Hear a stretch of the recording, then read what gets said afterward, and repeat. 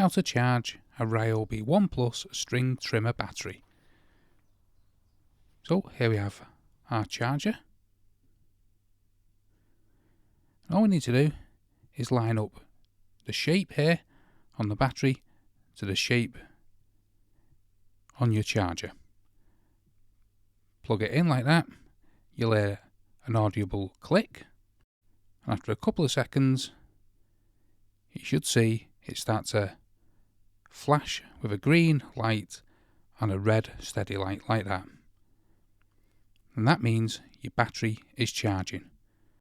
The light on the Ryobi battery will also flash, and this will move up as the charge gets more and more full over time. To remove the battery, you press the tabs on both sides and lift it up like that. Once it's fully charged, you'll see a solid green light like that, and the red light will go out. And we can check the charge on the battery, even when it's in the charger still, by pressing this button, and as you can see, full bars. So that's how easy it is to charge the Ryobi ONE Plus string trimmer battery.